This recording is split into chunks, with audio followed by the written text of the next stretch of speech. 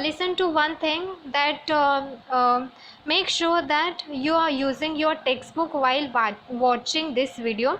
तो textbook ज़रूरी है so that you will understand better. Okay, yes, so let's start to our this revision chapter. Okay, so here ये जो दिया है कि can you tell फर्स्ट में, ये सब आपको रिमेंबर करना है that what are the different effects of force acting on object, then what types of force are you familiar with, okay, what do you know about the gravitational force, this you know already, जो हम अभी revision कर रहे हैं, तो ये आपको सिर्फ रिमेंबर करना है. So we have seen, you have seen this everything in your previous standard. Okay, that gravitational force is a universal force, which means what, it is applicable for all. Okay, and it acts not only between the two object on the earth but also between any two object in the universe. तो ये जो है ये सिर्फ any two object जो है on the earth उसमें attract नहीं होता, उसके लिए सिर्फ एप्लीकेबल नहीं है, बल्कि ये सब, ये ग्रेविटेशनल फोर्स जो है वो पूरे यूनिवर्स के लिए एप्लीकेबल है. So now let's learn how this force was discovered. So आपको पता है कि this force is discovered by, the term gravitation was discovered by Isaac Newton. Okay, so उन्होंने कैसे ये इंट्रोड्यूस्ड किया, ये discovered by this force by seeing an apple fall from a tree on a ground. तो जब Apple जो है वो ट्री पे फॉल हुआ, ट्री से वो जो नीचे डाउनवर्ड डायरेक्शन में वो जो फॉल हुआ, तब उन्होंने कुछ सोचा कि ये जो एप्पल है वो डिफरेंट डायरेक्शन में क्यों नहीं जा रहा है, ये सिर्फ नीचे मतलब डाउनवर्ड डायरेक्शन में क्यों आ रहा है. ओके, हॉरिजॉन्टल डायरेक्शन में क्यों नहीं जा रहा, वर्टिकली क्यों आ रहा है. सो आफ्टर मच थॉट, उन्होंने बहुत कुछ सोचने के बाद, बहुत रिसर्च करने के बाद, he came to the conclusion that earth must be attracting the apple towards itself. Earth जो है वो एप्पल को अट्रैक्ट कर रहा है, and this attractive force must be directed towards the centre of the earth. Okay, और ये force जो है वो कहाँ डायरेक्ट कर रहा है, वो सेंटर ऑफ द अर्थ वो डायरेक्ट कर रहा है. And the direction of an apple on a tree to the centre of the earth is vertical. तो उसका जो डायरेक्शन है वो वर्टिकल डायरेक्शन है, एंड इसीलिए एप्पल जो है वो वर्टिकल डायरेक्शन में फॉल हो रहा है. Okay, yes. देन ये जो दिया है इसमें हम लोग को क्या दिया है, तो on the left shows an apple tree on the earth. Okay, apple tree है और अर्थ है. Yes, the force on an apple on the tree is towards the centre of the earth. Yes, so यहाँ पे जो force है वो acting हो रहा है towards the centre of the earth along the perpendicular from the position of apple to the surface of the earth. Yes. Then यहाँ पे जो है, यहाँ पे हम एक और चीज़ देख रहे हैं, that is gravitational force between moon and earth. Okay, so moon and earth, उन दोनों में से भी हम gravitational force जो है वो देख सकते हैं इस डायग्राम के थ्रू.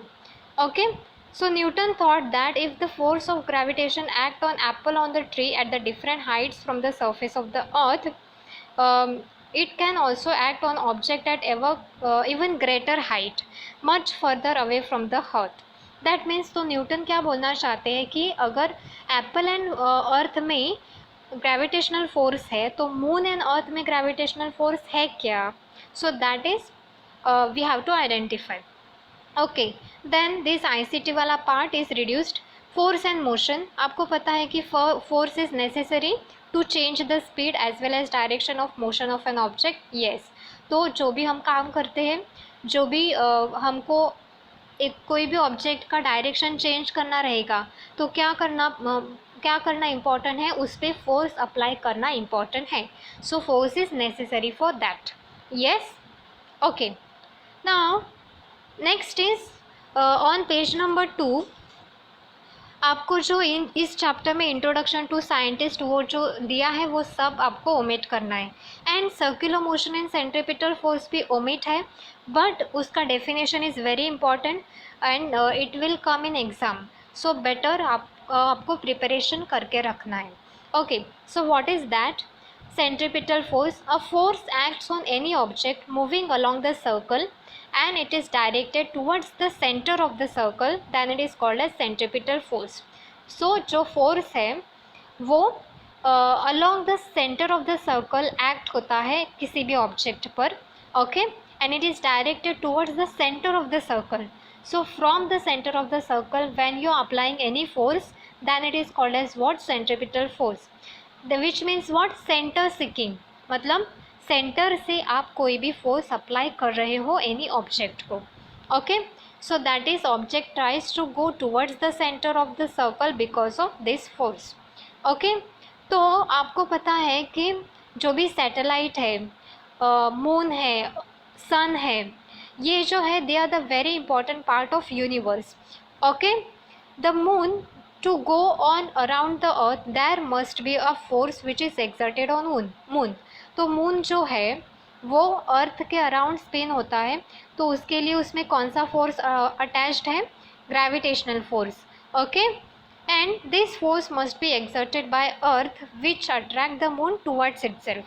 सिमिलरली सन जो है वो सोलर सिस्टम का मेन इम्पॉर्टेंट है, एंड सन के अराउंड जो है वो प्लैनेट्स रिवॉल्व होते हैं. तो यहाँ भी कौन सा फोर्स आता है? Gravitational force, okay. Yes, then we are going to see Kepler's laws of motion. So these laws are discovered by John Kepler. Okay, so उसके पहले हम लोग को एक ध्यान में रखने का है कि एलिप्स मतलब क्या. So an ellipse is the curve which is obtained when a cone is cut by an inclined plane. तो ये इंक्लाइंड प्लेन से जो भी कर्व्ड हम लोग को मिलता है उसका कोन प्रिपेयर होता है, तो उसको क्या बोलते हैं? Ellipse, okay. Here you can see the two focal points f1 and f2, okay, and a b c, these are the 3 points which are shown in the ellipse. तो अगर हम ये देखो af1 प्लस af2 लेंगे is equal to bf1 plus bf2 is equal to cf1 plus cf2, okay. So ये है ellipse, okay. So now we are going to see Kepler's planetary laws. Okay, Kepler's first law जो है वो है the orbit of planet is an ellipse with the sun at one of the foci. आप देख सकते हैं ये जो शेप है उसको एलिप्टिकल शेप बोलते हैं, ओके. तो ये एलिप्टिकल ऑर्बिट है and the planet revolving around the sun जो है वो denoted as S. Here you can see this. Then what is Kepler's second law? The line joining the planet and the sun sweeps equal areas in equal interval of time. So here you can see AB and CD. They are the distances covered by planet in equal interval of time. So here you can see, ये आप read कर लेना, which is very easy. AS and CS they are equal. So ASB and CST, this both are equal, okay.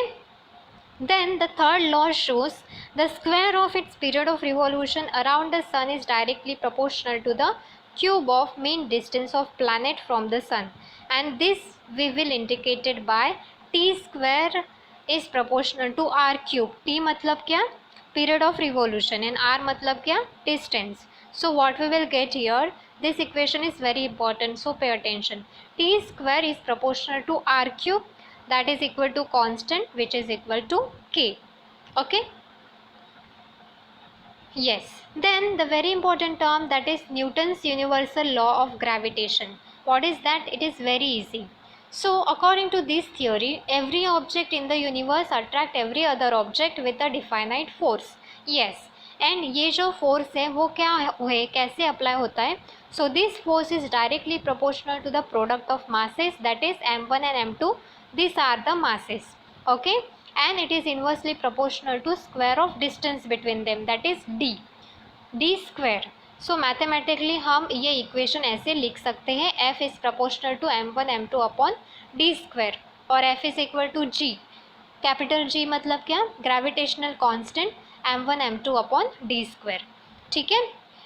This is also very easy. If you read this, then you will definitely understand this.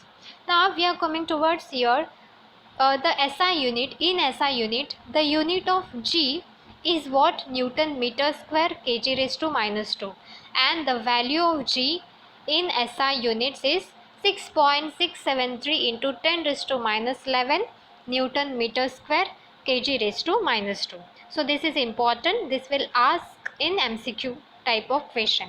So remember that. Okay.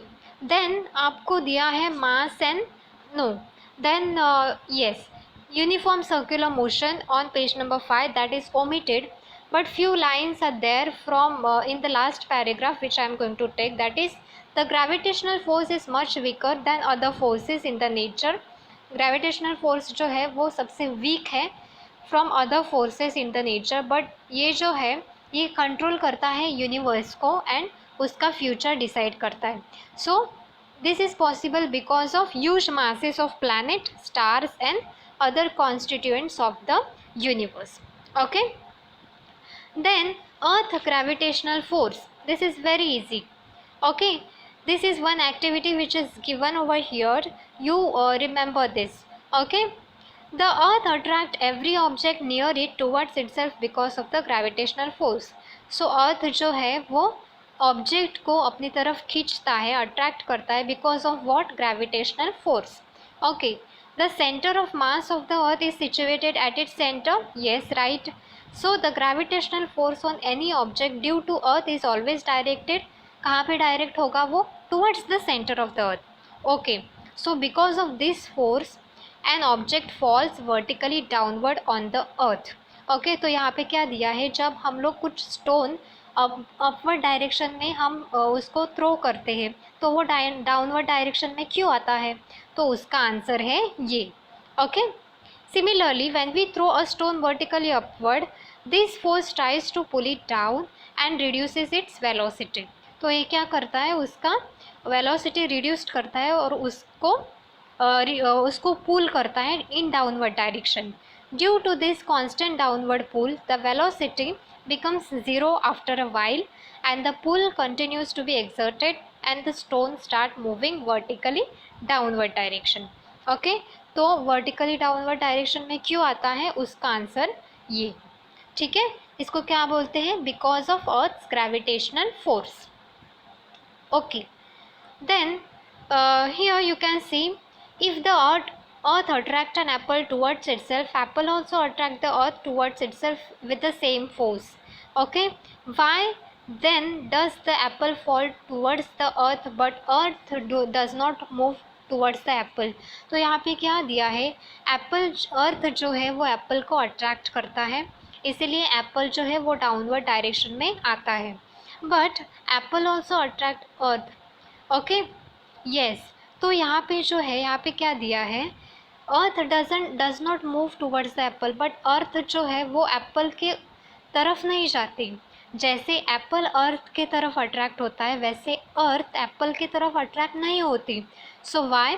The gravitational force due to earth also act on moon because of which it revolves around the sun. Similar situation exists for the artificial satellite orbiting the moon. Okay, the moon and artificial satellite orbit the earth attract them towards itself, but unlike the falling apple, they do not fall on earth. जैसे अर्थ Apple को attract करता है वैसे वो satellite जो है वो जो है वो अर्थ की तरफ अट्रैक्ट नहीं होते, वो फॉल नहीं होती. Why? Because of the velocity of moon and satellite along the orbit. Because of what? Its velocity. If velocity was not there, then what happened?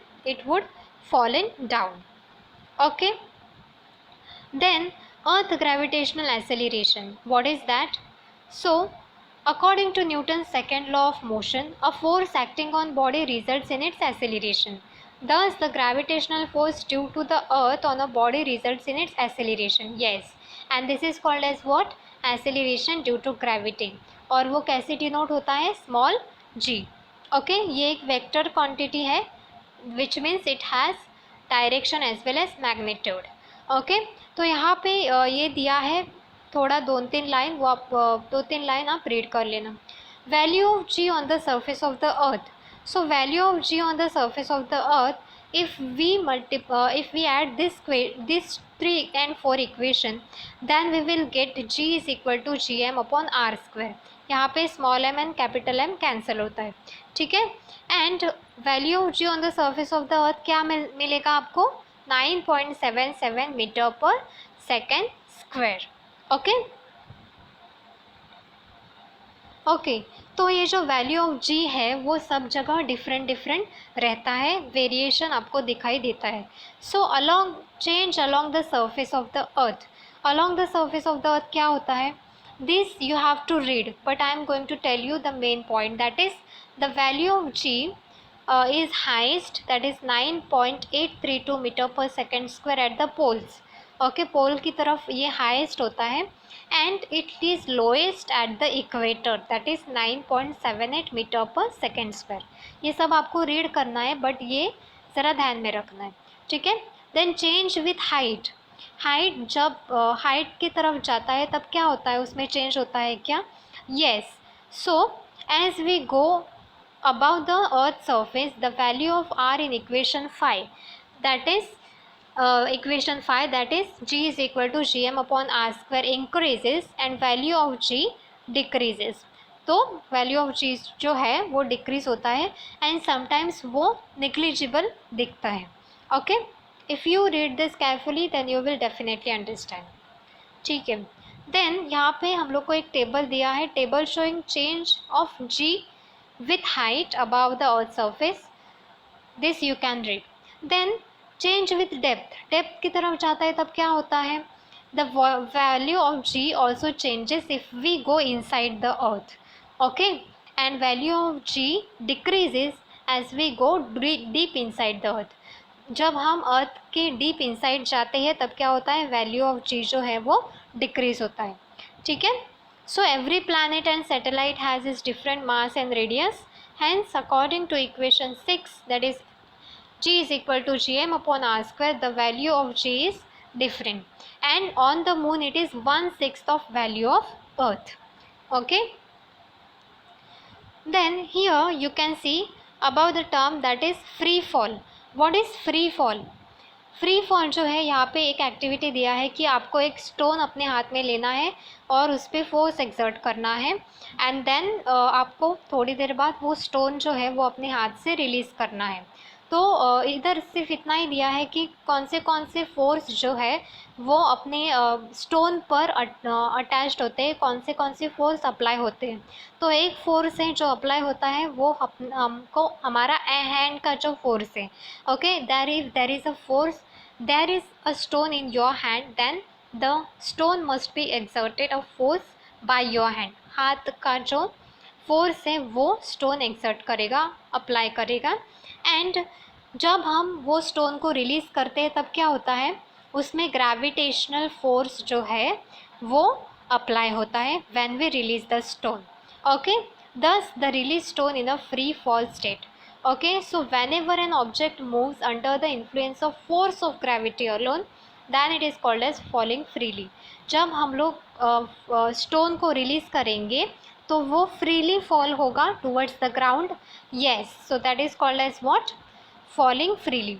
so in free fall the initial velocity of object is 0 and it goes on increases due to acceleration due to gravity of the earth। ठीक है, okay तो हम लोग यहाँ पे initial velocity u is equal to G लेंगे and a is equal to G लेंगे, u is equal to 0 लेंगे एंड a इज़ g लेंगे, then what the equation we will get, original equation क्या है, v is equal to u plus A T, but अगर हम लोग u की जगह पे 0 डालेंगे एंड a की जगह पे g डालेंगे तो क्या मिलेगा, gt। Okay, this video I have uploaded जब हम लोगों ने ये अच्छी तरह से देखा था कॉन्सेप्चुअल वाइज। सो अगर आपने नहीं देखा है वो वीडियो तो आप बैक में जाओ और देखो, ठीक है। Okay, so then we will get s is equal to half G T square and v square is equal to 2gs। Okay, so for calculating the motion of an object towards upward direction acceleration is negative, so we are going to write here minus g। The moon and artificial satellite are moving under the influence of gravitational field of the earth, then moon and the earth, they are what, they are falling freely, they are in a free fall state। okay, yes, then we are going to see gravitational potential energy। what is that, the energy stored in an object because of its position or state, then it is called as potential energy। ठीक है, The energy is relative and it is increases as we go to the higher height from the surface of the earth. Okay, when we assume that the potential energy of an object of mass m at height h from the ground surface, then it is written as mgh, and on the ground it is 0. Okay, so you read this. This is all about the gravitational potential energy. But when an object is at a height of h from the surface of the earth, its potential energy is what? Minus of G M M upon R plus H. And जब कोई object infinite distance पे होगा तब उसका value of जी क्या होगा? 0 होगा. Okay, yes. So here what is M? M is mass and R is what? Radius. ठीक है. Okay, then the very interesting term that is escape velocity. Okay, escape velocity में क्या है? When we have seen when a ball is thrown upward direction, its velocity decreases. Yes, because of what? Gravitation of earth. Okay, and उसकी जो velocity है वो 0 होती है after reaching a certain height. Okay, and when it reach to a certain height, the ball start falling down. Okay, so its maximum height depend upon what? Its initial velocity. ठीक है, तो हम लोग ये इक्वेशन में v is equal to 0 डालेंगे और a is equal to minus T डालेंगे, तब हमको क्या मिलेगा? s is equal to minus of U square upon 2g. ध्यान में रखो, higher the initial velocity the larger is the height reached by ball. तो इनिशियल वेलोसिटी कैसी होनी चाहिए? हायर होनी चाहिए.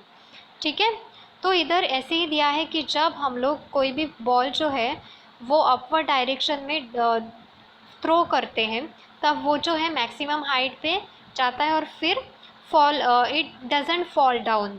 ओके, वो इनफाइनाइट डिस्टेंस पे जाता है और वो वापस नहीं आता, तो उसको क्या बोलते हैं? Escape velocity.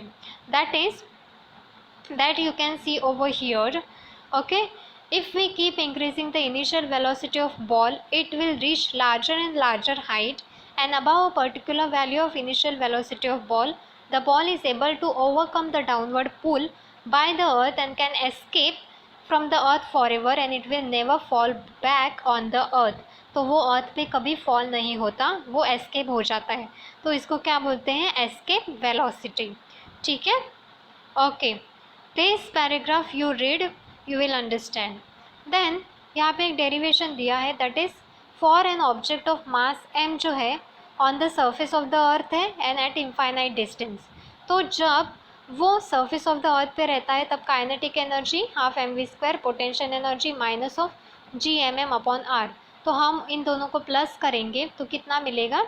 ये इक्वेशन हमको मिलेगा. बट जब वो इनफाइनाइट डिस्टेंस होता है तब काइनेटिक एनर्जी 0 होती है एंड पोटेंशियल एनर्जी हम आर की जगह पे इन्फिनिटी डालेंगे, बिकॉज क्या है? वो इनफाइनाइट डिस्टेंस पे. देन टोटल एनर्जी कितना मिलेगा अपने को? 0. तो अगर हम ये दोनों को, this is E1 and this is E2, इसको ऐड करेंगे, then we will get here you can see 2gm upon R. अगर हम रूट डालेंगे तो root of 2gm upon R that is equal to root of 2gr. Okay, yes. Then अगर इसका value डालेंगे तो कितना मिलेगा? 11.2 किलोमीटर पर सेकेंड. ओके, तो यहाँ पे ये है कि जब कोई भी स्पेस क्राफ्ट हम सेंड करते हैं मून पर और अदर प्लैनेट पर, तो उनको क्या होना चाहिए? उनका इनिशियल वेलोसिटी जो है वो लार्जर होनी चाहिए than the escape velocity, so that they can overcome the earth gravitational attraction and can travel to this object. Okay, here एक सम दिया है, वो ये फॉर्मूला जो है वो अप्लाई करेंगे तो उसका आंसर आता है. So this is all about your this lesson. Go through this.